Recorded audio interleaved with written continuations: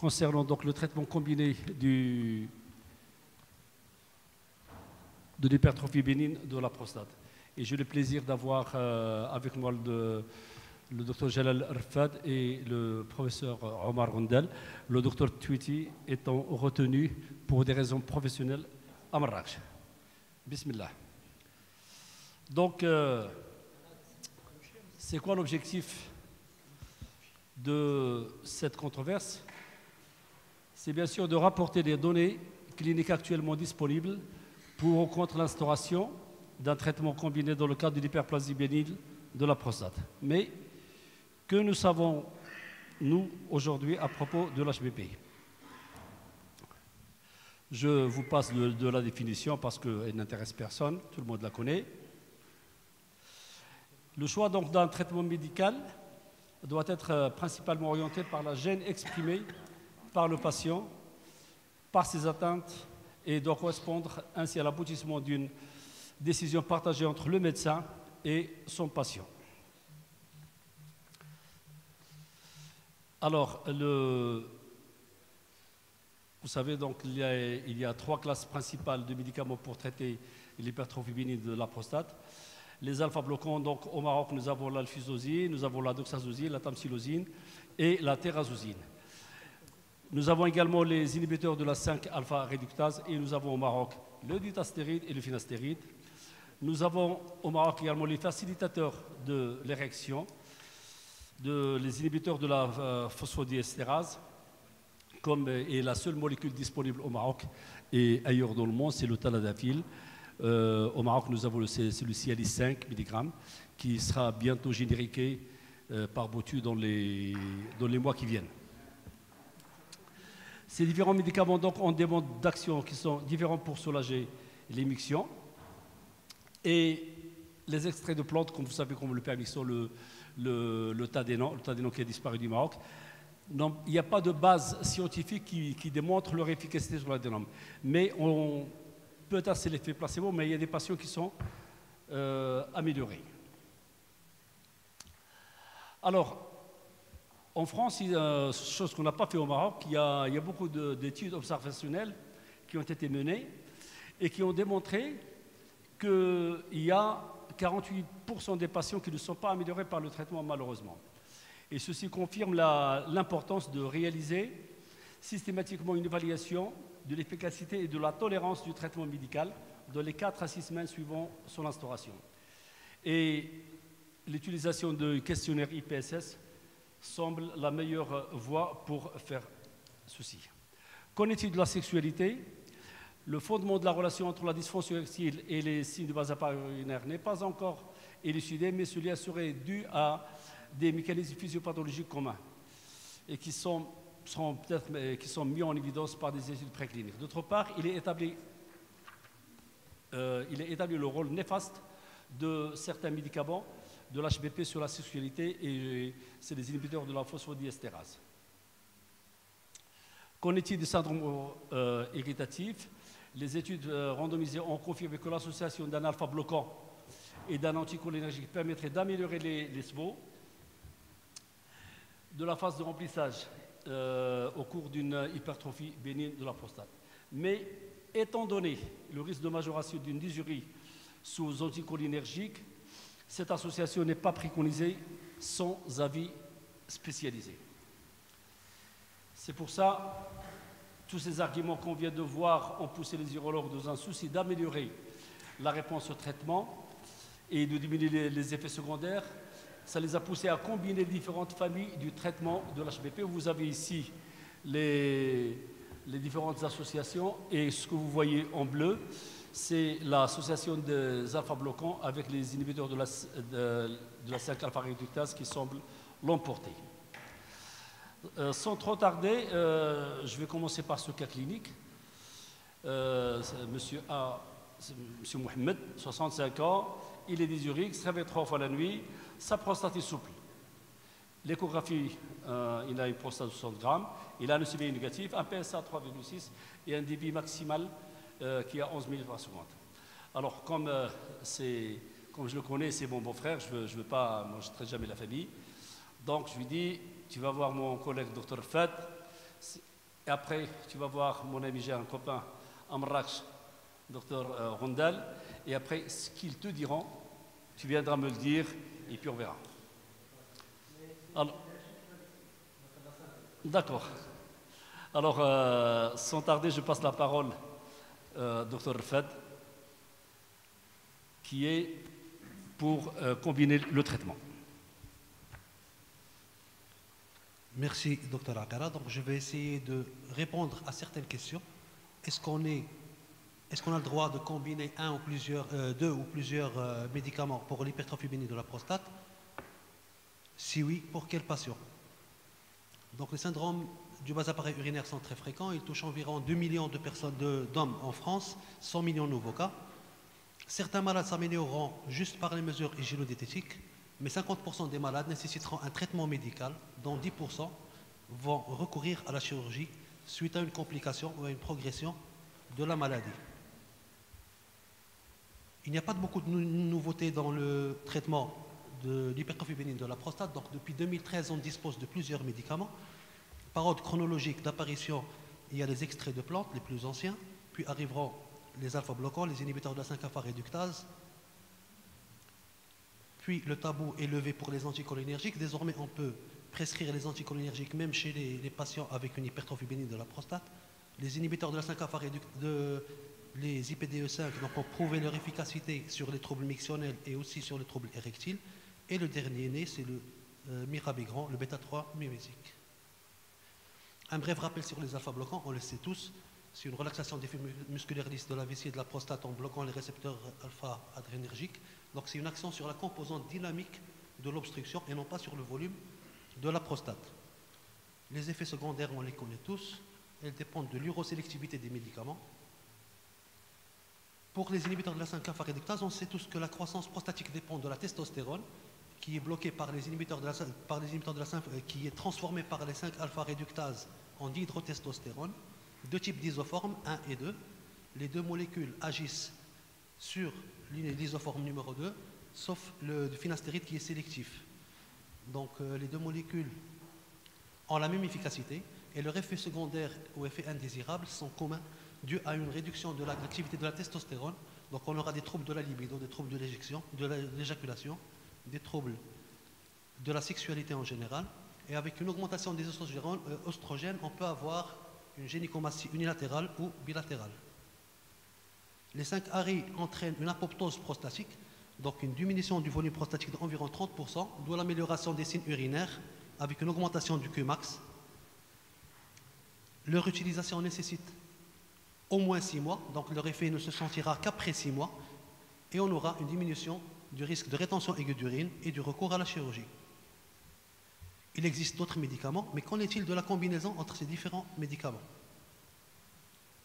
Cet article de 2017 est une méta-analyse de tous les nouveaux traitements. Les auteurs ont passé au crible tous les traitements utilisés dans l'hypertrophie bénigne de la prostate avant 2017. Leur conclusion, catastrophe, aucune molécule, aucune combinaison ne fait meilleur qu'un alpha-bloquant seul. Heureusement, dans le même numéro et la même revue, donc un éditorial, il y a des biais de sélection dans toutes les études, parce que ces patients qui ont été inclus dans les études, ils ne représentent que 20% des patients qu'on voit tous les jours en consultation, parce qu'il y a des critères d'inclusion qui sont très sévères. Ils ont conclu que la clé de la réussite d'un traitement médical de l'hypertrophie bénigne de la prostate est un traitement personnalisé, individualisé, en fonction des caractéristiques de chaque patient. Que disent les recommandations et quels sont les critères que l'on peut utiliser pour choisir le meilleur traitement qui va être le plus souvent personnalisé? Donc l'EAE s'est penché sur la question et apparemment il y aurait 8 critères pour choisir entre les différents traitements de l'hypertrophie bénigne de la prostate. Donc si on a une grosse prostate, donc tout d'abord la taille de la prostate, si on a une grosse prostate, on est plus enclin à choisir les inhibiteurs de la 5-alpha-réductase. Puis il y a la qualité des symptômes. Si on a des symptômes de stockage prédominants, il ne faut pas hésiter à mettre des anticholinergiques, tout en faisant attention aux résidus post-mictionnels qu'il faudra savoir évaluer. Si le patient a un résidu post-mictionnel supérieur à 150 cc, il faudra utiliser les anticholinergiques, mais il faut faire attention. Enfin, les inhibiteurs de la 5-phosphodiestérase, qui sont actifs on l'a dit, sur les troubles mictionnels et sur la fonction érectile. Et on sait que presque 50% des patients qui ont une HBP présentent aussi des troubles érectiles. L'association des alpha-bloquants et des inhibiteurs de 5-alpha-réductase en cas de signe de progression de la maladie, à savoir un PSA élevé, une grosse prostate, un résidu très important et une symptomatologie sévère. L'association des alpha-bloquants et anticholinergiques est plus efficace sur les symptômes de stockage que la monothérapie seule, bien sûr, en l'absence d'un résidu post-mictionnel supérieur à 150 ml. L'AUA confirme, donc si on a des signes de stockage prédominants, alpha-bloquant plus anticholinergique, surtout s'il y a une petite prostate. Si on a une grosse prostate par contre, avec ou sans PSA élevé, donc c'est des inhibiteurs de la 5-alpha-réductase associés aux alpha-bloquants. La littérature est très riche en données en matière d'hypertrophie féminine de la prostate. Donc cette méta-analyse de 2017, 4348 patients, donc comparaison entre combinaison tamsulosine dutastéride versus tamsulosine. Ils ont étudié l'IPSS, le Qmax, ainsi que les effets secondaires. Il en ressort que l'association alpha-bloquant du testéride est plus efficace et réduit l'obstruction par rapport à une monothérapie seule. Cette efficacité est confirmée par d'autres études. Dans cette étude récente, donc l'association alpha-bloquant et 5-ARI diminuerait la progression de la maladie en diminuant le volume de la prostate, l'épaisseur de la vessie, mais à partir de 6 mois seulement. Concernant l'association alpha-bloquant et anticholinergique, donc cette étude coréenne, qui a étudié plusieurs alpha-bloquants, tamsulosine, terazosine, doxazosine, alfusosine, et plusieurs anticholinergiques, c'est une méta-analyse. Donc il y a une amélioration de l'IPSS sur le score sur les signes irritatifs, sans augmentation de résidus ou de rétention aiguë d'urine. Donc l'association serait plus efficace que le traitement par alpha-bloquant seul. Une étude japonaise donc, qui a associé les associations, tamsulosine dutastéride plus un anticholinergique en cas de signe de remplissage prédominant. Donc quand même 163 patients, étude prospective randomisée. Donc il y a une amélioration significative des signes de stockage dans le groupe triple association par rapport à la double et à la monothérapie seule, à partir de la quatrième semaine, avec un maximum à la 24e semaine. Un mot sur l'association entre alpha-bloquant et inhibiteur de la phosphodiesterase de type 5. Donc il y a une amélioration si on associe les deux, mais elle n'est pas très importante par rapport, elle est supérieure à la monothérapie seule, mais elle n'est pas très importante avec des effets secondaires qui peuvent augmenter. Donc cette dernière méta-analyse qui a été publiée il y a quelques mois, c'est une revue systématique de 58 articles. La combinaison la plus étudiée était les 5-alpha-réductases plus alpha-bloquants. Ils ont confirmé l'efficacité de l'association, surtout sur le risque de progression. Mais un élément qui en ressort, c'est la nicturie. Apparemment, ils entraînent une amélioration de la nicturie. Bien sûr, l'arrêt de l'association va entraîner une progression de la maladie. Et c'est les effets indésirables des alpha-bloquants plus les 5-ARI qui se rajoutent, donc beaucoup d'effets secondaires. Pour les anticholinergiques, oui, ils sont efficaces, mais il faut faire attention aux résidus post-mictionnels. Le mirabegron, il n'y a pas beaucoup d'études. Il y a une seule étude japonaise, donc on ne peut pas le recommander. On peut même associer deux anticholinergiques, même si le patient est âgé, mais il faut faire attention. Apparemment, l'effet synergique des deux médicaments permet de réduire les doses et de réduire ainsi les effets secondaires. La desmopressine, on peut l'utiliser aussi, c'est un antidiurétique, ça permet de réduire les signes irritatifs, surtout la nicturie, mais il faut faire attention au sodium. Donc il faut faire un ionogramme avant le début du traitement et à une semaine, un ionogramme de contrôle. Enfin, le tadalafil avec les alpha-bloquants. Donc il y a aussi le vardenafil, mais qui n'a pas l'AMM. Donc il a été testé aussi, il est efficace, mais il n'a pas l'AMM. Donc c'est une amélioration significative de l'IPSS, du Qmax et du score de l'érection. Conclusion intermédiaire, on peut associer des médicaments pour traiter l'hypertrophie bénigne, mais c'est surtout un traitement sur mesure. Ça dépend des patients. Donc on va recevoir le patient, on va le mettre sous traitement, on le revoit, on le réévalue, on ajoute un traitement, on enlève un autre en fonction de son âge, ses comorbidités, sa situation économique et sociale. Donc ça va être du sur mesure. Je vous remercie.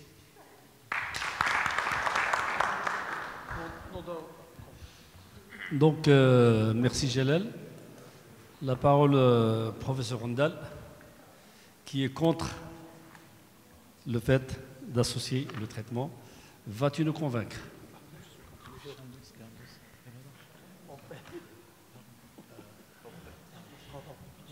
Très bien. Merci, Monsieur le Président.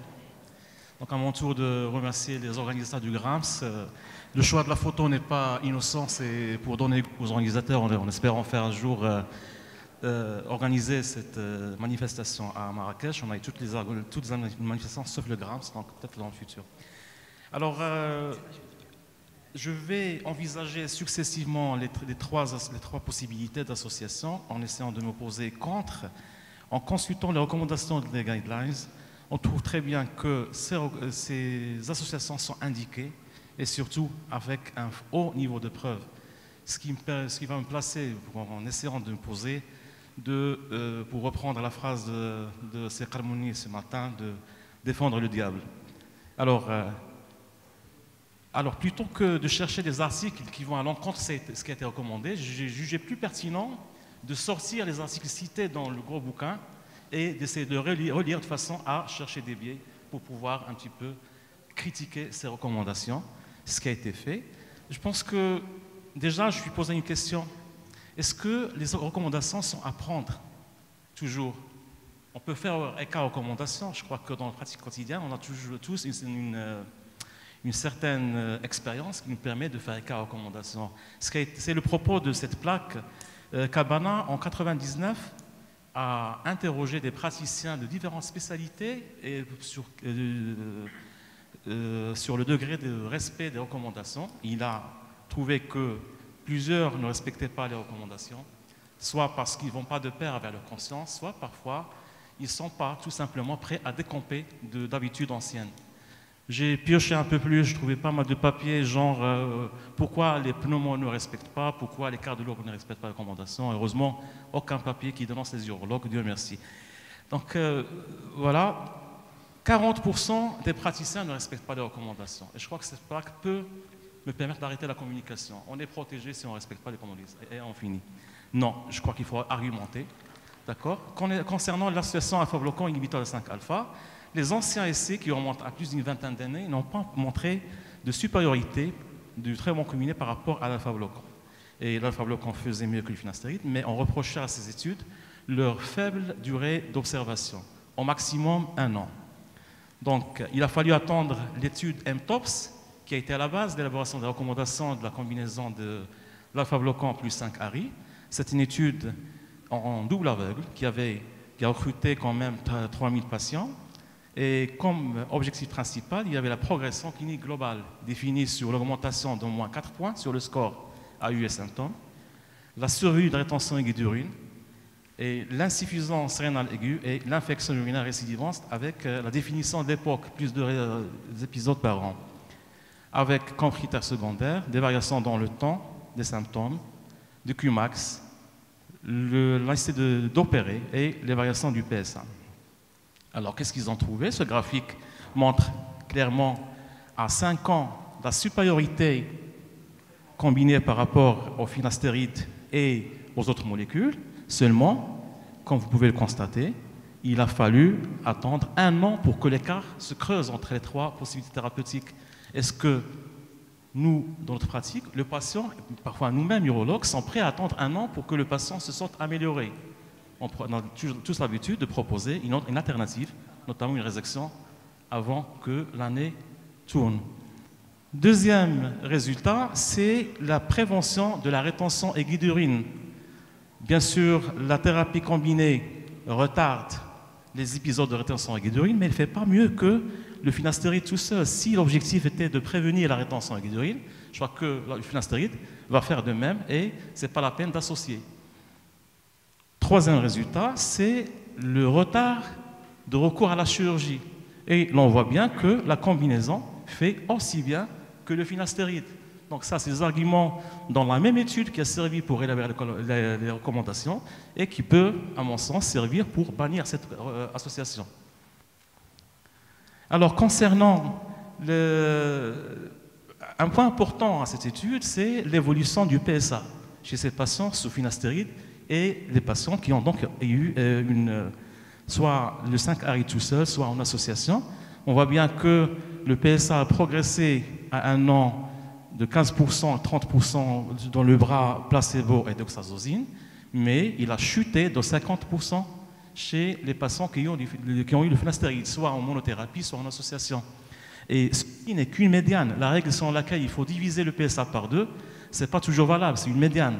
Donc, ça complique la surveillance et le dépistage du cancer de patients chez ces patients. Ça a été le propos de l'étude PCPT que vous connaissez tous, selon laquelle l'objectif était de savoir si les 5-ARI préviennent l'apparition du cancer de la prostate. C'est vrai, globalement, il y a une diminution de 5%, mais du fait de la difficile latitude de surveiller les patients, on s'est retrouvé avec plus de cancers de haut risque. Et tout ça plaide donc en défaveur de l'association 5-ARI et alpha-bloquant. Voilà donc le graphique qui montre que l'association n'est pas pour tout le monde, sauf pour les patients qui ont un volume prostatique supérieur à 40 grammes. Et quand on revient aux données démographiques de l'étude, on voit que ces patients, le volume prostatique, il était en moyenne de 30 grammes et en médiane de 36. Donc ces patients sur lesquels la recommandation apportée, ils faisaient pratiquement pas partie de l'étude. Tous avaient un problème prostatique très bas. Oui, d'accord. Pour arriver, donc c'est très simple de bannir une association à cause des effets secondaires. On constate que les effets sont doublés du fait de l'association du cumul des effets secondaires des deux molécules. Et ce qui n'a pas été dit, c'est que près du 5e du patient vont abandonner l'association thérapeutique à cause d'effets secondaires, ce qui n'est pas négligeable. Alors, quel est l'aspect économique de l'association? Alors, quel est le prix de revient? Je vous invite à contempler cette phrase qu'on trouve dans le texte de l'étude. Alors, pour prévenir un seul cas de rétention ou un seul cas de recours à la chirurgie, il faut traiter pendant 4 ans 13 patients par l'association. Ce qui est quand même énorme. Je crois que la résection, qui coûterait moins cher, va résoudre ce problème. Au Royaume-Uni, cette étude du coût, ou plus précisément du rapport coût-efficacité de l'association, a donc débouché sur ce résultat. Alors, à 10 ans de traitement combiné, le surcoût est de 577 pounds et à 25 ans, de 1224. Plus intéressant, c'est ce que j'ai encadré en rouge, c'est le gain en qualité de vie sur le score Cali.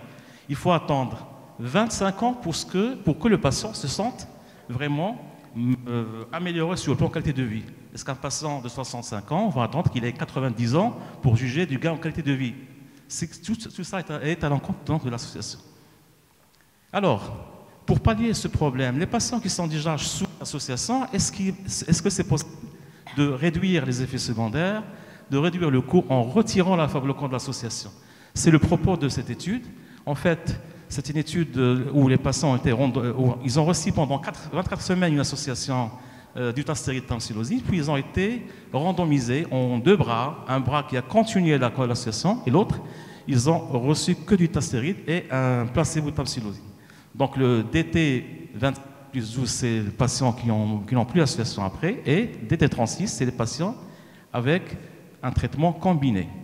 On note que les patients chez qui on avait retiré l'alpha-bloquant restent améliorés. Il y en a même certains qui sont devenus mieux sur le plan symptomatique.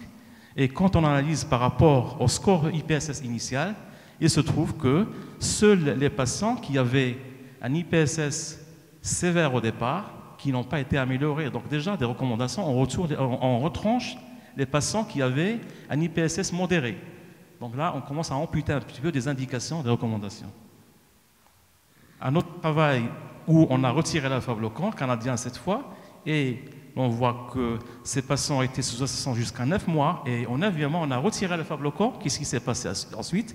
À 12 mois, il y avait donc une perte du gain en IPSS, mais il fallait juste attendre, puisqu'à 18 mois, le gain a été récupéré. Donc, le fait de retirer l'alpha-bloquant de l'association n'est pas générateur de problème, et donc c'est toujours possible.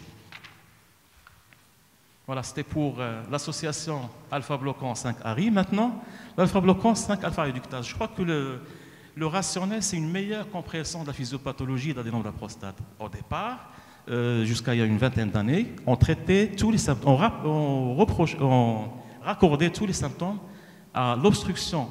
Maintenant, on sait qu'il y a plusieurs étiologies assez luttes dans l'adénome de la prostate. Il y a surtout une interaction entre plusieurs mécanismes.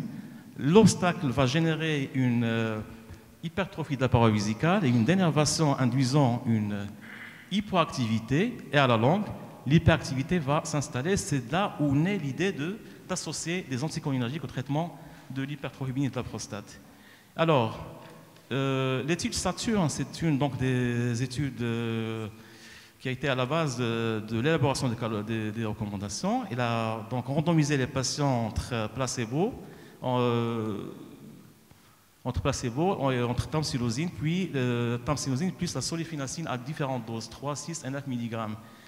On constate que les patients ont été améliorés sur le plan de l'IPSS global, mais pas sur le plan de l'UPSS en rapport avec les signes de vidange. Et curieusement, ces patients, le critère d'inclusion dans l'étude, c'était justement les patients obstructifs.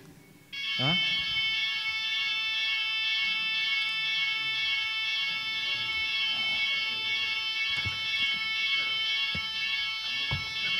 Appel d'urgence. Évacuer l'immeuble utilisant la sortie plus proche. Ne pas s'attarder. Attention please. Attention please. This is an evacuation message. An emergency has been reported to the building. Please proceed to the nearest exit and leave the building. Appel d'urgence. Évacuer l'immeuble utilisant la sortie plus proche. Ne pas s'attarder. Attention please. Attention please. This is an evacuation message. An emergency has been reported to the building. Please proceed to the nearest exit and leave the building. Appel d'urgence. Évacuer l'immeuble utilisant la sortie plus proche. Ne pas s'attarder. Attention please. Attention please. This is an evacuation message. An emergency has been reported to the building. Please proceed to the nearest exit and leave the building. Appel d'urgence. Évacuer l'immeuble utilisant la sortie plus proche. Ne pas s'attarder. Attention please. Attention please. This is an evacuation message. An emergency has been reported to the building. Please proceed to the nearest exit and leave the building. Appel d'urgence. Évacuer l'immeuble utilisant la sortie plus proche. Ne pas s'attarder. Attention please. Attention please.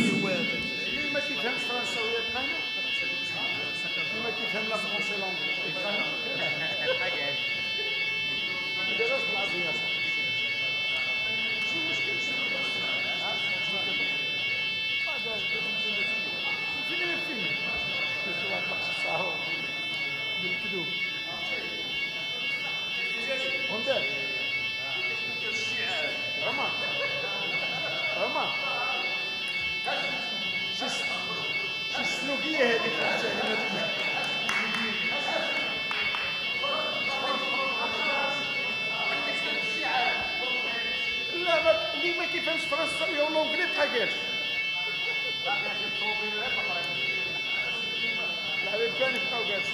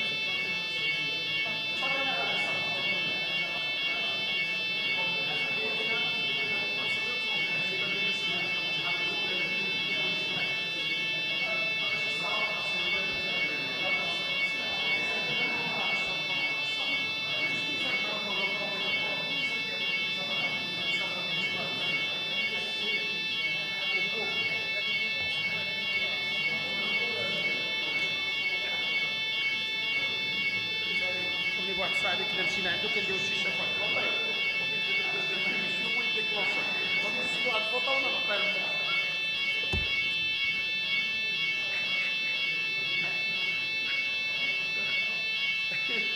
الفوطه نديرو الفوطه كنا مشينا في من التدخين وحنا دايرين الشيشه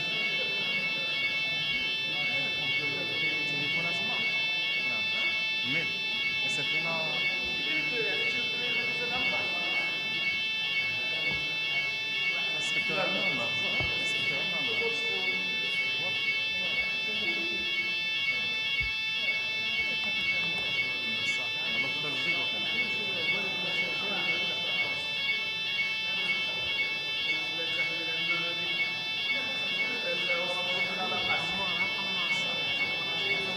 Merci.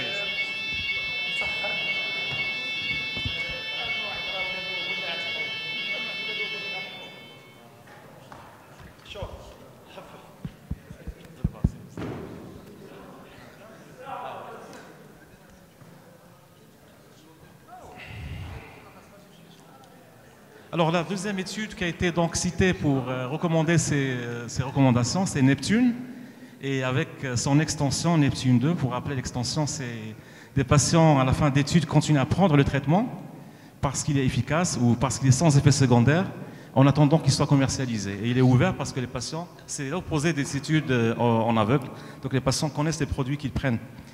Alors, la première partie, c'est des patients qui étaient sous tamsilosine versus placebo versus solifénacine, 6 mg, 9 mg. Et après 4 semaines d'association, les patients étaient donc randomisés entre 6 et 9 mg de solifénacine.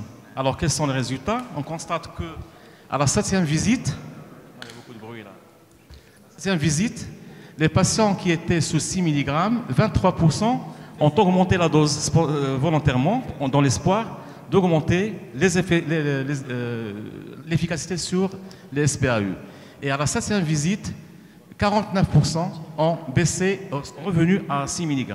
Donc pour dire que les doses ne sont pas encore déterminées.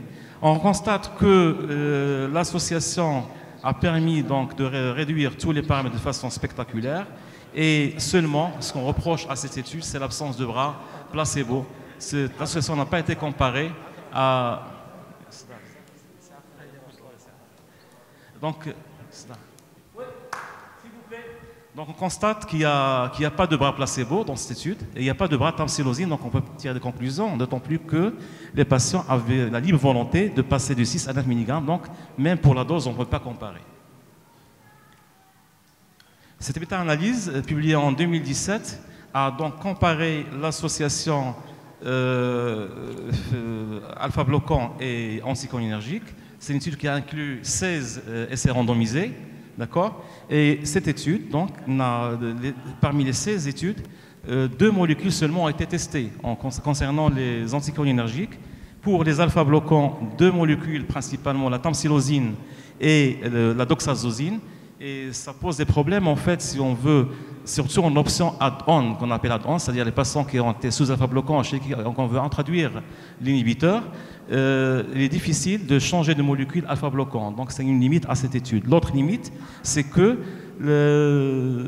il manquait le placebo. Donc 3 études seulement, et dans 3, il y avait un bras placebo. Autre limite aussi, c'est que dans la moitié des études, les patients qui avaient des signes irritatifs dominants ne représentaient donc que la moitié des patients. Donc on constate que donc il y a beaucoup de biais sur les articles qui ont été utilisés pour élaborer les recommandations. La période de suivi est de 3 mois au maximum, c'est très court pour porter un jugement. Et ce qui est plus important, c'est que l'évaluation s'est basée sur des facteurs subjectifs, c'est-à-dire sur l'IPSS de stockage et de vidange. Il n'y a pas de critères objectifs. La seule étude qui s'est donc intéressée à ces critères objectifs, c'est cet essai randomisé, c'est une étude non-infériorité de tamsilosine plus anticholinergique 6-9 mg versus placebo. Alors, les critères principaux étaient donc de suivre l'évolution de Qmax, c'est-à-dire la débitométrie, mais aussi une constante aérodynamique importante pour pouvoir juger de l'efficacité réelle, c'est la pression des trisomes au moment de la miction. Et comme objectif secondaire, il fallait donc mesurer l'index de contractilité vésicale par examen manométrique. C'est le P de max fois le Qmax plus 5 Qmax, et aussi le BVE qui a été défini comme étant la contractilité vésicale par rapport à la résistance. Donc, les résultats sont les suivants. Donc, une nette amélioration de cette pression lors de la miction maximale, une nette amélioration du Qmax. Et ce qui est important, c'est que chez ces patients, le volume résiduel n'a pas été amélioré, au contraire, il a augmenté.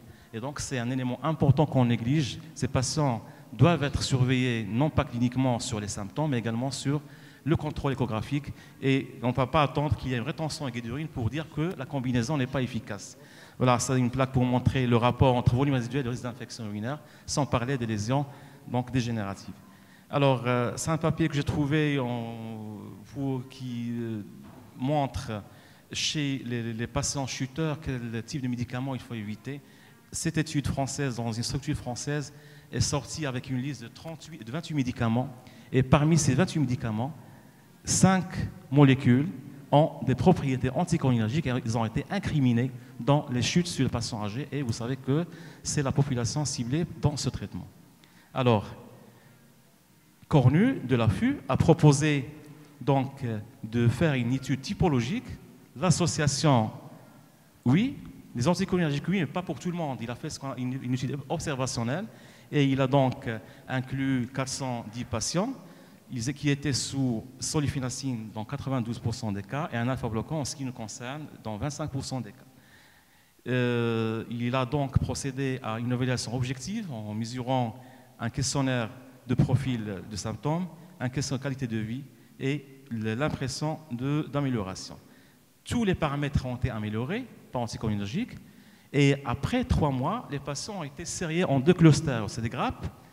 C'est quoi? C'est les patients qui ont eu une bonne réponse à l'anticholinergique ont été sériés dans un groupe et les patients qui n'ont pas répondu, ils ont été dans un deuxième groupe. Et on est revenu à la case départ pour voir quelles sont les caractéristiques de ces patients démographiques. Il s'est avéré que ces 2 clusters différaient à tous les points. Et ça a permis donc de déterminer quels patients qui ne vont pas répondre à l'association alpha-bloquant et anticholinergique. Les critères donc définis dans cette étude sont l'ancienneté des troubles. C'est des patients qui ne vont pas répondre à l'association anticholinergique. Les patients d'un âge très avancé ne vont pas répondre, non plus les patients obèses. Il ne faut pas penser, ils sont de mauvais répondeurs à l'association. Les traitements concomitants et la présence d'incontinence urinaire par urgenturie. Voilà, donc je passe rapidement avant la discussion au troisième volet de cette communication. C'est les inhibiteurs de la phosphodiestérase. Alors qu'on constatait au fil des temps que les troubles sexuels étaient améliorés chez les patients traités pour adénome de la prostate, il a été montré que les effets secondaires ne sont pas négligeables et intéressent toutes les molécules versus placebo. Ce graphique le montre assez bien avec beaucoup d'effets sur l'éjaculation pour la silodosine et pour la tonsilosine. Maintenant, quels sont les effets des IPDE5 sur les SPAU? Tous sont efficaces, mais à degrés divers. Il s'est avéré que le tadalafil était plus efficace, avec un gain sur l'IPSS de 8 à 9 points, très significatif. C'est la raison de son homologation, c'est la raison pour laquelle il a été donc approuvé. Dans cet essai randomisé incluant, dans cette méta-analyse incluant 4 essais randomisés, les patients qui étaient sous association étaient améliorés à tous les coups. Vous voyez tous les caractères subjectifs avec une significativité qui est assez élevée. Quand on voit donc cette amélioration chez les patients en fonction de leur IPSS d'origine, ils ont été améliorés de la même façon. Donc les patients très symptomatiques et peu symptomatiques vont répondre à l'association. Le seul problème se pose pour les patients quand on analyse l'effet sur l'IPSS en fonction des troubles sexuels, de la dysfonction érectile. Il a été constaté que les patients qui avaient une dysfonction érectile modérée vont moins répondre. Donc les doigts, c'est très peu significatif, contrairement aux patients qui ont une dysfonction érectile modérée à sévère. Alors, de façon assez objective maintenant, l'évaluation du Qmax après cette association, il a été montré que sous IPDE5, Le Qmax va évoluer de façon significative avec un petit P très très très bas. Seulement, quand on voit sur le terrain, on en gagne après 3 mois que 1,8 millilitres par seconde. Ce n'est pas très important. Hein. Sur le chiffre, ça paraît important. Maintenant, quand on essaie de voir quelle est cette évolution en fonction du Qmax, il a été montré que l'amélioration concerne de façon importante les patients qui ont un Qmax qui est supérieur à 15 millilitres par seconde. C'est des patients qui sont très peu symptomatiques et qu'on pourrait ne pas penser traiter ces patients. Donc, pourquoi aller proposer des IPDE5? Alors, les effets secondaires, les IPDE5 dans tadalafil n'est pas dénué d'effets secondaires. 27% d'effets chez tous les patients et 3% vont arrêter le traitement après seulement 12 mois de traitement. On n'a pas de données sur l'évolution à long terme. Certainement, d'autres ont arrêté le traitement. Alors, c'est une plaque que j'ai ajoutée qu'à la fin. Pourquoi? Parce que l'adénome intéresse des patients de plus de 50 ans et on sait que les facteurs de risque cardiovasculaire intéressent la moitié de cette population. Alors, est-ce qu'il y a des précautions à prendre? C'était le propos de cette étude qui est allé chercher quelle serait la réponse de ces patients en fonction de leur risque cardiovasculaire. Il a été constaté que les antilipémiants ne réduisent pas l'effet des IPDE5, les statines ne réduisent pas. Le seul résultat important, c'est ça. Les patients qui ont plus d'un antihypertenseur ne vont pas forcément bien répondre à l'IPDE5 concernant l'IPSS. Et vous savez que maintenant, avec les associations médicamenteuses, il y a beaucoup plus de patients sous 2 anti-HTA qui sont associés. Donc c'est une population qui est considérable. Alors, est-ce que ça permettrait de remplacer l'alpha-bloquant par l'IPDE5? On voit que la tamsilosine fait de même que le tadalafil. D'accord? Quand on compare le Qmax, la tamsilosine et le tadalafil font de même, c'est de façon assez significative par rapport au placebo, mais cette étude n'a pas une puissance suffisante pour pouvoir les comparer entre eux. Alors, faut-il associer l'IPDE5 et l'alpha-bloquant au lieu de l'alpha-bloquant seul? C'est le propos de cette revue avec méta-analyse, qui a donc inclus plusieurs études, et c'est la dernière rapport. Donc, il a été constaté que lorsqu'on associe l'IPDE5 à l'alpha-bloquant, l'évolution, la réponse intéresserait l'IPSS, mais pas le Qmax, ni la fonction sexuelle, paradoxalement, alors que ces patients sont traités par un IPDE5.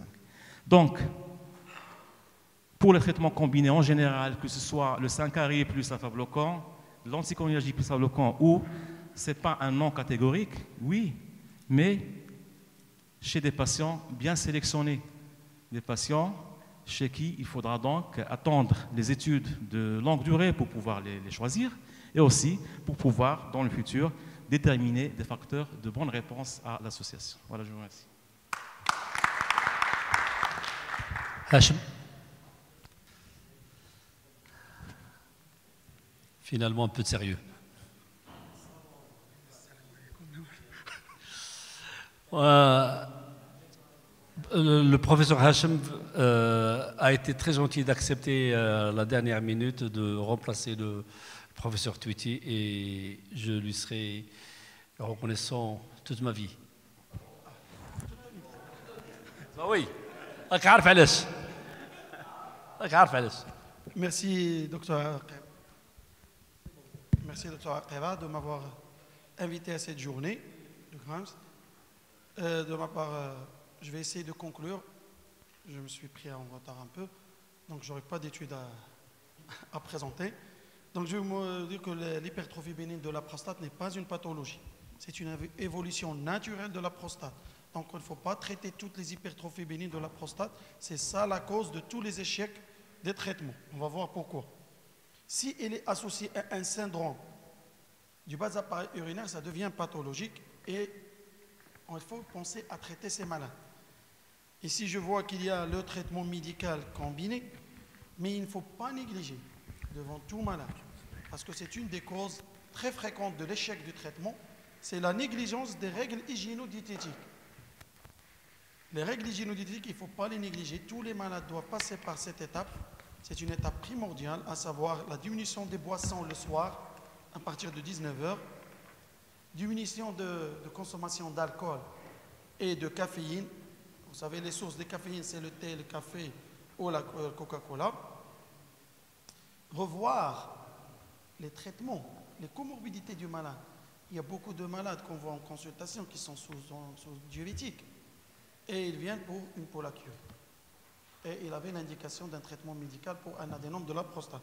Donc il faut revoir ces traitements de ces patients. Il faut essayer de s'adapter les traitements avec les endocrinos. Il faut avoir une activité physique régulière. C'est obligatoire. Et il faut conseiller à vos malades une petite sieste l'après-midi de 30 minutes. Pas une longue sieste de 3 heures, mais une petite sieste de 30 minutes allongée. Pas la sieste sur la chaise au bureau, allongée pour aider le retour veineux et décongestionner le corps pour diminuer la nicturie.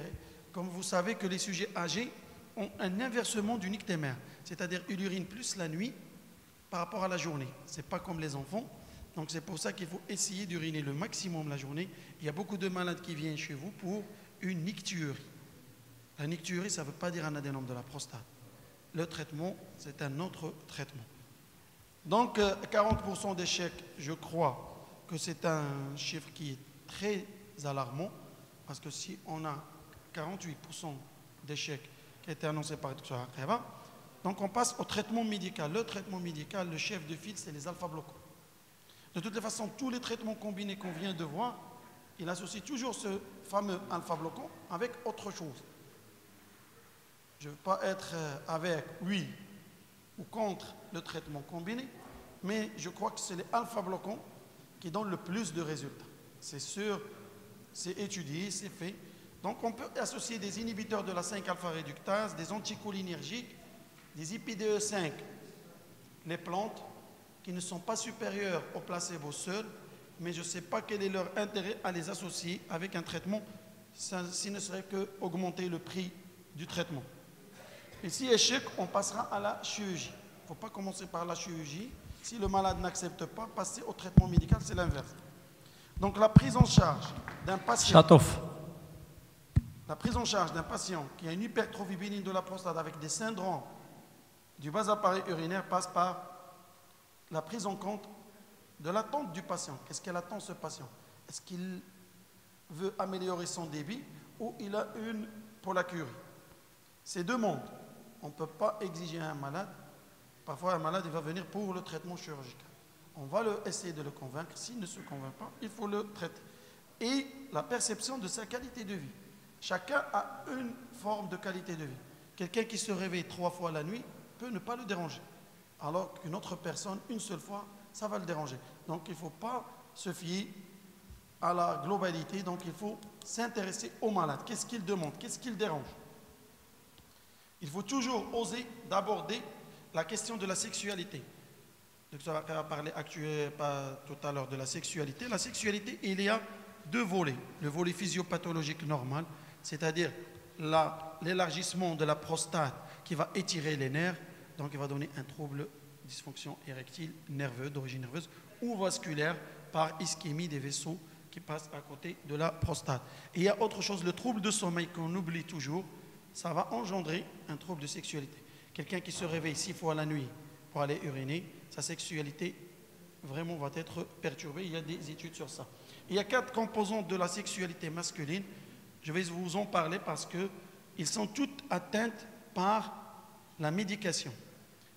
A fortiori, si on associe un alpha-bloquant, 5-alpha-réductase, on va diminuer les 4 composantes qui est la libido, l'éjaculation, l'érection et l'orgasme.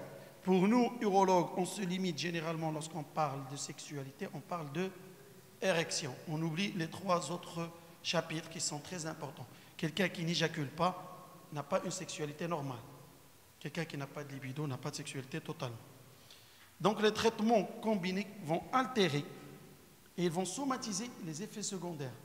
Comme on a vu dans la présentation, 18% d'arrêt de traitement combiné pour effets secondaires. Pour quel gain? Si on va augmenter les effets secondaires, c'est pour quel gain? Est-ce qu'on va gagner quelque chose?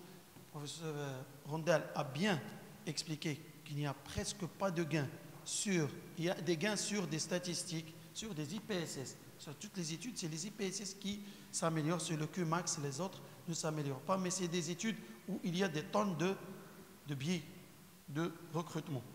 Donc, et le prix, il a bien dit que le prix va être augmenté. J'ai vu que le prix a été doublé en Grande-Bretagne. Ici, le prix va être quadruplé. Parce que si vous savez que le traitement combiné, ça coûte 4 fois le prix du traitement seul en alpha-bloquant. Donc, c'est un coût qui est très important pour nos malades. Donc, il faut le prendre généralement en considération. Ce qui pousse à dire qu'il faut traiter le cas par cas. Donc, le traitement doit être personnalisé. Dès le diagnostic, on va personnaliser notre traitement, d'autant plus qu'on est devant un enrichissement, un développement très important des produits médicamenteux et surtout des techniques chirurgicales qui sont devenues mini-invasives et actuellement même des traitements radiologiques, à savoir l'embolisation, à savoir ce fameux lift, prostatol, prolift, urolift, dont je suis sceptique. Oui, il y a beaucoup de traitements qui apparaissent. Donc, on est devant une panoplie de traitements qui sont mini-invasifs. Donc, on doit se replacer.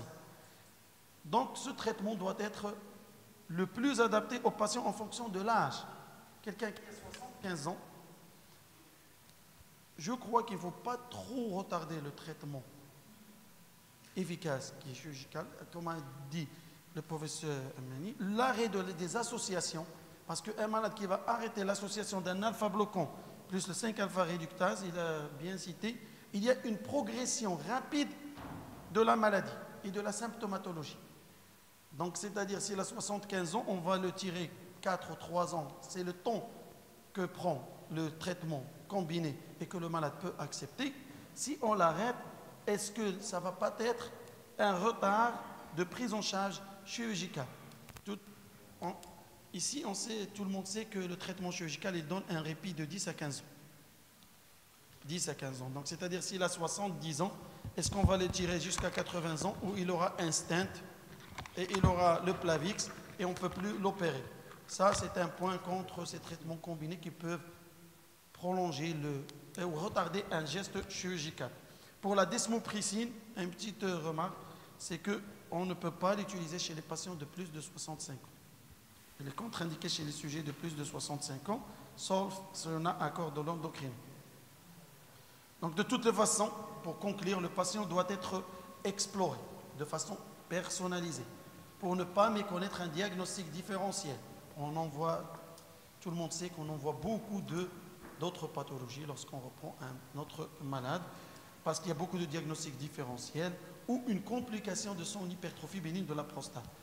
Il faut savoir que l'urgenturie et la nicturie, qui est traitée par beaucoup d'urologues comme étant un adénome de la prostate, on envoie des malades qui sont traités pour nicturie, pollacurie et urgenturie, isolés, alors qu'ils sont rarement une conséquence de l'hypertrophie bénigne de la prostate. Donc il faut toujours rechercher les comorbidités et il faut toujours s'interroger sur la sexualité du patient qui doit faire partie de cette prise en charge. Et tout patient peut modifier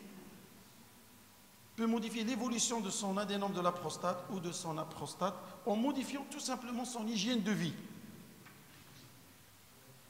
En ayant une alimentation équilibrée, en exerçant une bonne activité physique, il faut lutter contre le surpoids et c'est pour moi, et la prévention du syndrome métabolique. Donc en conclusion, je ne peux ni être pour ni contre le traitement combiné. Le traitement de l'adénome de la prostate est un traitement qui est personnalisé. Et merci. Merci Hachem. Viens nous rejoindre s'il te plaît. Donc je vais donner la parole à la salle et puisque j'ai le micro, je vais en profiter pour poser la première question. Oui, Koutiani tout à l'heure. Donc concernant le traitement, donc, on est bien d'accord, ce qui sort, le traitement efficace, c'est les alpha-bloquants. Et quand ils ne sont pas efficaces, on essaie de les associer soit au Sakari. Et tout à l'heure, j'ai vu une slide sur l'association avec les inhibiteurs de la phosphodiesterase. Maintenant, je voudrais poser la question à Amr. Concernant donc, c'est le 5 mg, bien sûr, ce n'est pas le 20 mg. Alors, les précautions de prescription, est-ce que, parce que quand on prend quand on associe quelqu'un qui est sous alpha-bloquant et qui a un problème sexuel pour lequel il est sous inhibiteur de la phosphodiesterase, donc on est bien d'accord, il faudrait décaler les prises. Maintenant, la question que je pose, est-ce que le fait d'associer un IPDE5 à la dose de 5 mg, en l'occurrence le tadalafil, avec un alpha-bloquant, est-ce qu'il faut obéir aux mêmes règles, c'est-à-dire l'espacement du temps entre les deux prises? Micro l'Amr. Du moment où les inhibiteurs de la 5, les alpha-bloquants sont des hypotensions, vous avez les inhibiteurs de la phosphodiesterase de type 5 sont des vasodilatateurs. En principe, si on les associe, il y a un risque qui est réel, même s'il est théorique, risque réel d'hypotension exagérée. À ce moment-là, ce qui est recommandé, c'est d'espacer les deux de minimum de 4 heures. Imaginez que votre malade il prend en même temps des antihypertenseurs. Heureusement que la prise des antihypertenseurs, souvent, ça se fait le matin. Donc, généralement, ce qu'on conseille, les antihypertenseurs qui sont prescrits par le cardiologue, ça se prend le matin. Vous avez les inhibiteurs de phosphodiesterase de type 5, par exemple, à midi. Et vous avez l'alpha-bloquant, c'est le soir. Pour éviter au maximum d'avoir ces hypotensions et les risques essentiellement de chute, de fracture des cols fémur, qui est avec le risque, ce qu'on appelle de syndrome de glissement. Le syndrome de glissement chez les sujets âgés, parce qu'on est en train de traiter des sujets âgés. Donc, parce qu'au début, c'était quoi l'objectif? L'objectif, c'est l'amélioration de la qualité de vie. Alors que si le malade il fait des effets indésirables, parce que c'est ça les collègues ils étaient en train de discuter, c'est comment éviter, minimiser ces effets indésirables délétères qui sont dus aux différents thérapeutiques, surtout les alpha-bloquants et les inhibiteurs de la phosphodiesterase de type 5, mais également les 5-AV, mais également les anticholinergiques. Parce que ce qu'il a montré Omar tout à l'heure sur une diapo, c'est une diapo qui est très intéressante. C'est-à-dire là où vous avez plein de médicaments qui sont responsables de chute et de fracture. Et on a plein de médicaments qui sont prescrits par les urologues. Je pense que la majeure partie des médicaments sont prescrits par les urologues. Oui, une autre question, cette fois-ci pour Jalal Rafat.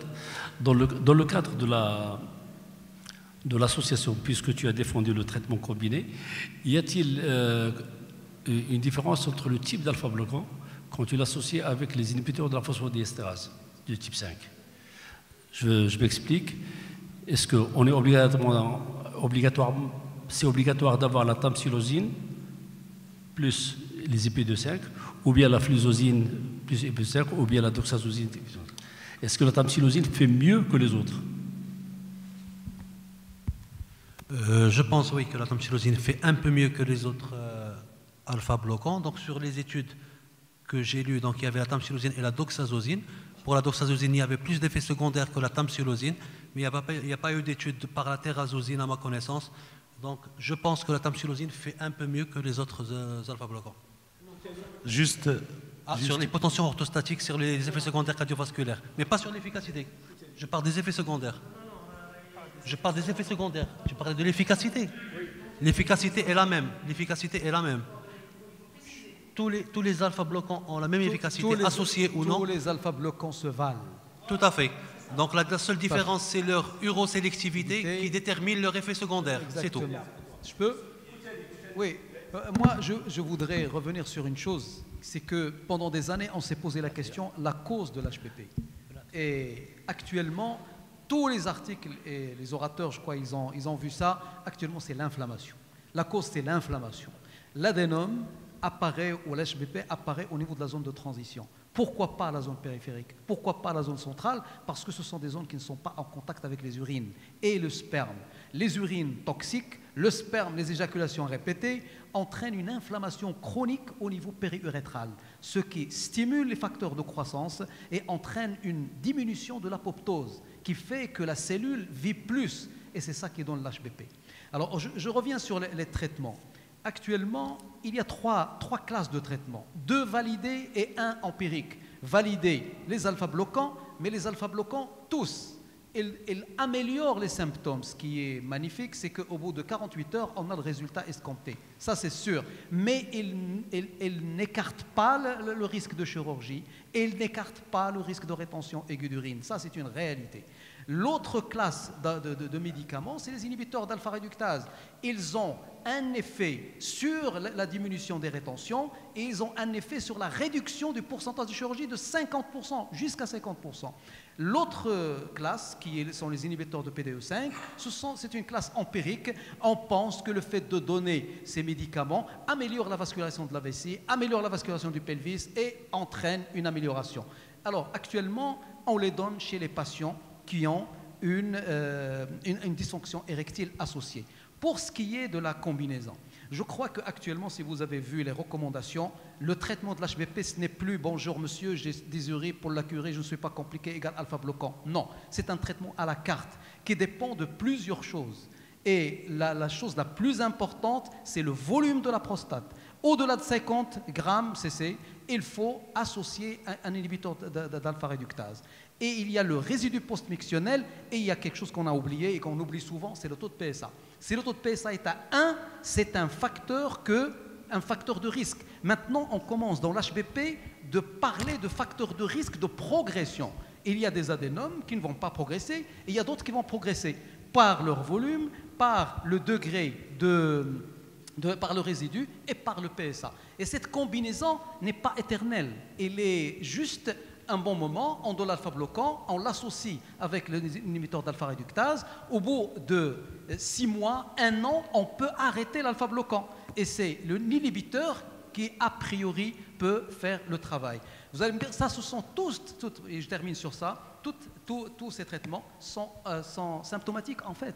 On diminue le volume parce que on ne sait pas comment traiter l'inflammation au niveau de l'urètre prostatique. Et on a commencé avec des études, avec les inhibiteurs de cyclooxygénase A. Il y a une étude qui a été publiée en européen.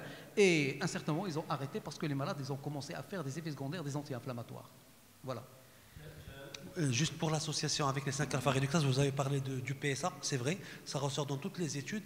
Donc il parle de PSA supérieur à 1,5. Chaque fois que le PSA est supérieur à 1,5, c'est un signe de progression. Donc il faut traiter, il faut utiliser les 5-alpha, inhibiteurs 5-alpha-réductase.